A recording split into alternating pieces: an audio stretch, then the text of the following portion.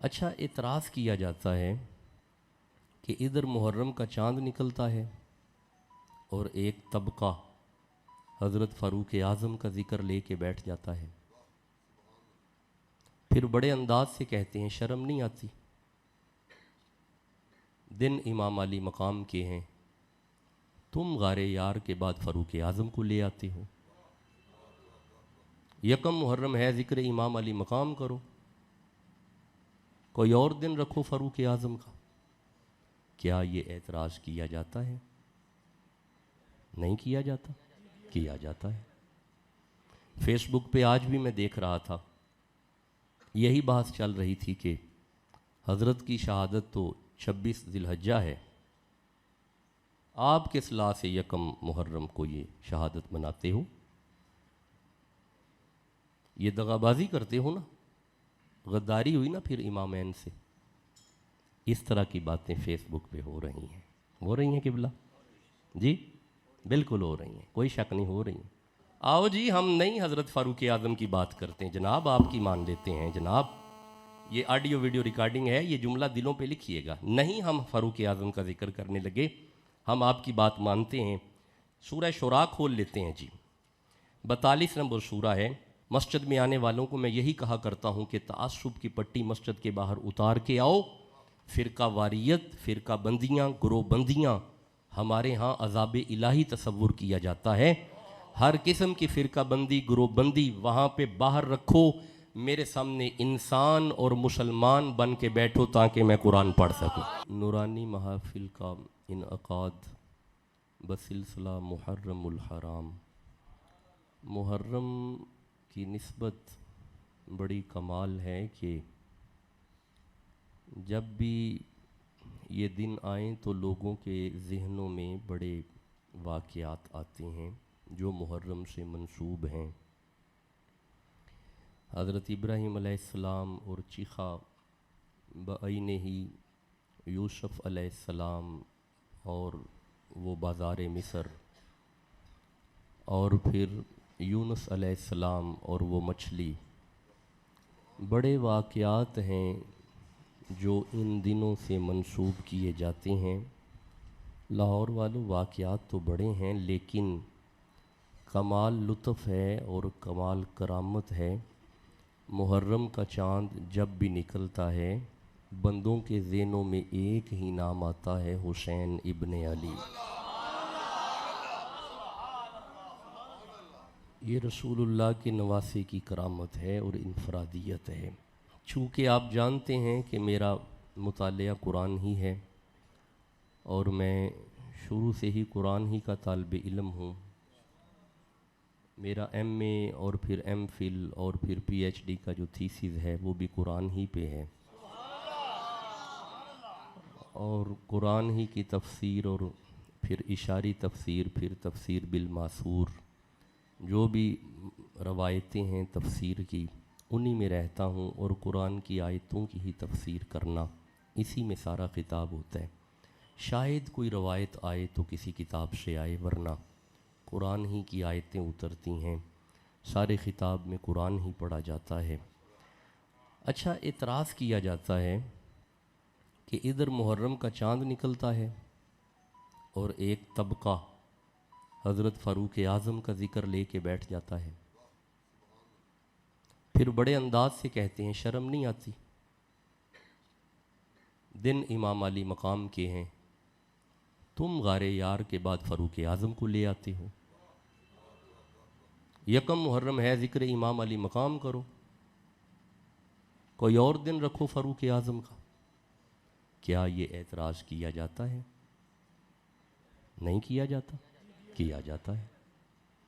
Face بک پہ آج بھی میں دیکھ رہا تھا، یہی بحث چل رہی تھی کہ حضرت کی شہادت تو 26 ذی الحجہ ہے، آپ کس لا سے یکم محرم کو یہ شہادت مناتے ہو؟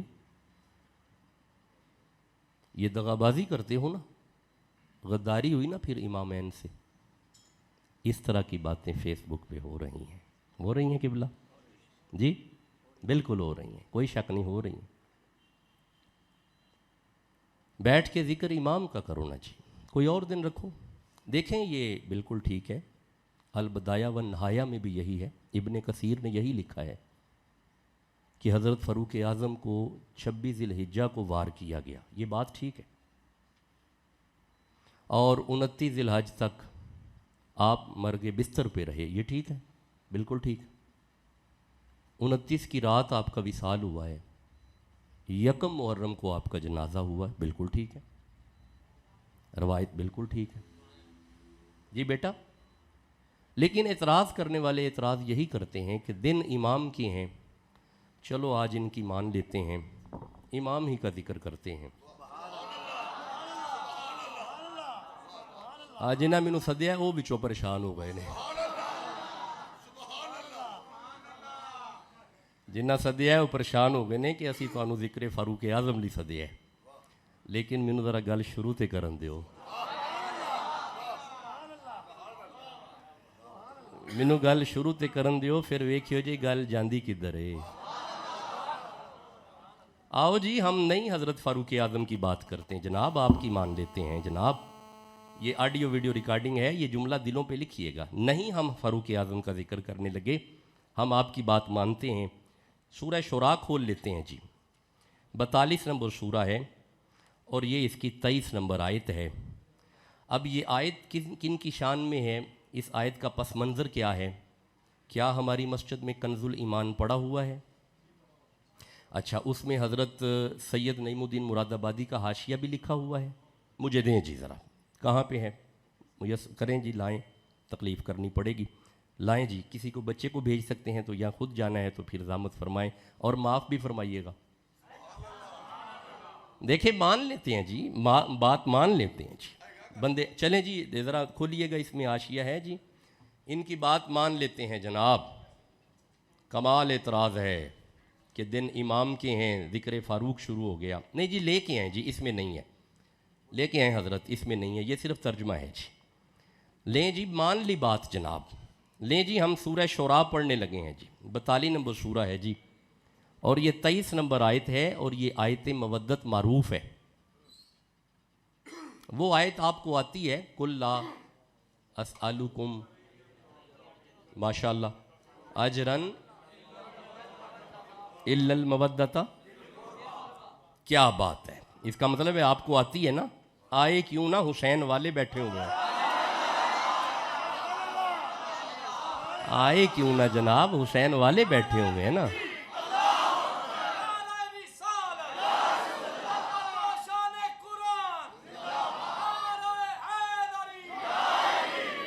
جی یہ بسم اللہ،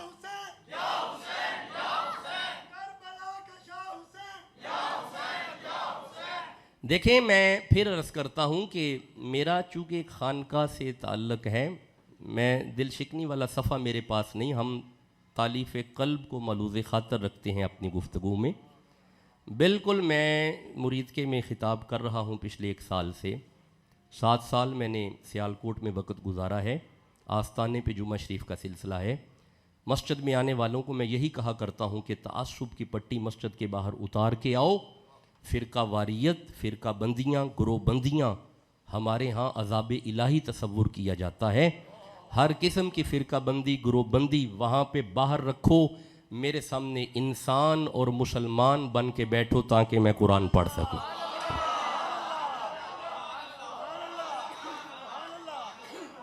کیونکہ یہ کتاب انسانوں کے لیے ہے، یہ کتاب انسانیت ہے، اس میں درس انسانیت ہے، انسان اور پھر مسلمان، یہ 2 پہلو آپ میں ہونے چاہیے تو پھر فقیر کی باتوں کی آپ کو سمجھ آئے گی، لیکن اگر کسی خاص فرقے کی پٹی ذہن پہ باندھ کے آپ بیٹھیں گے تو پھر باتیں اوپر سے گزر جائیں گی، پھر ان کا فائدہ نہیں ہوگا۔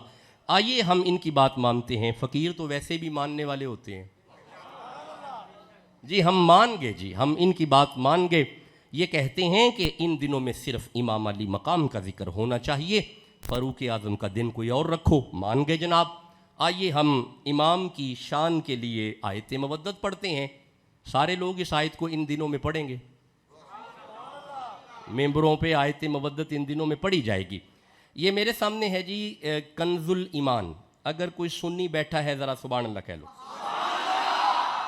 سنیوں کے امام کا ترجمہ ہے، اور یہاں پہ یہ جو تفسیر ہے مع تفسیر از مولانا سید محمد نعیم الدین مراد آبادی. آج سیداں نوں تے مندے ہو نا بھائی، مولا علی دی اولاد نال پیار جے نا، حسنین نال پیار ہے نا تے پھر سید دی مننی پینی ہے. اب سید زادے نے اس آیت کے پس منظر میں کچھ لکھا ہے. لکھا کیا ہے؟ ذرا میں آیت کھول لوں اور صورت میرے سامنے آ جائے. سورہ شورا 42 نمبر سورہ اور اس کی 23 نمبر آیت. حضرت نے ٹارگٹ مجھے بڑا لمبا دیا ہے لیکن میں جلدی چھوڑ دوں گا، فکر نہ کیجئے گا. 42 نمبر سورہ ہے اور 23 نمبر آیت ہے. لو جی سنیے گا. سید نعیم الدین مراد آبادی اس آیت کے پس منظر میں لکھتے ہیں. آپ فرماتے ہیں کہ یہ والی آیت جو پڑھنے لگا ہوں ابھی، یہ والی آیت مصطفیٰ، مرتضیٰ، فاطمہ، حسن مجتبیٰ، حسین شہید کربلا کی شان میں آئی ہے. یہ سنیوں کی بات ہو رہی ہے. نہیں، آپ نے غور ہی نہیں کیا. میرے سامنے یہ سنیوں کا ترجمہ ہے، میں سنیوں کی بات کر رہا ہوں. اہل سنت کے امام لکھ رہے ہیں کہ یہ والی آیت، اچھا پھر یہی بات نہیں ختم ہوئی بلکہ آپ آگے لکھتے ہیں کہ یہ والی آیت آل عقیل، آل جعفر، آل عباس، یہ لفظ سامنے آ گئے. یہ والی آیت آل عباس، آل جعفر، آل عقیل، یعنی یہ والی آیت مصطفیٰ اور مرتضیٰ کے گھر کے لیے آئی ہے. جو یہ لکھا ہوا ہے میں چلا جاؤں گا، یہ بات میں پڑھ لیجئے گا. لکھا ہوا ہے، اور جڑے بندے کہتے ہیں کتنے لکھے ہے آؤ دسیے ایتھے لکھے ہے. بھائی بندے کہتے ہیں نا کتنے لکھے ہے. بھائی میں ایک جملہ عرض کیا کرتا ہوں، یہاں پہ لکھا ہوا ہے، لکھتم کے آگے بکتم نہیں چلتا. اب لکھا ہوا دکھا رہے ہیں. یہاں پہ لکھا ہوا ہے کہ یہ آیت حسین کے لیے آئی ہے، یہ آیت فاطمہ کے لیے آئی ہے، یہ آیت حسن کے لیے آئی ہے. آپ مجھے اجازت دو میں آیت پڑھوں. بھائی اب تو آیت پڑھنا بنتی ہے، اب تو اعتراض نہیں ہوگا. چپ بیٹھے نے بندے، جنہ ارادہ کچھ اور بنایا تھی چپ بیٹھے نے. اب تو اعتراض نہیں ہوگا. ہم یکم محرم کو امام کا ذکر کرنے لگے ہیں، چپ کیوں بیٹھے ہو؟ نہیں کرنے لگے ہیں. اب آیت یہاں سے نہیں پڑھنی، قل لا اسألکم علیہ اجرا، نہیں، غلط. یہاں سے آیت شروع نہیں ہوتی، آیت پیچھے سے شروع ہوتی ہے. حسین کی مودت کو اللہ نے جہاں سے شروع کیا ہے نا، آپ مجھے کہو میں وہاں سے شروع کروں. یہ ڈنڈی مارتے ہیں آدھی آیتیں پڑھنے والے.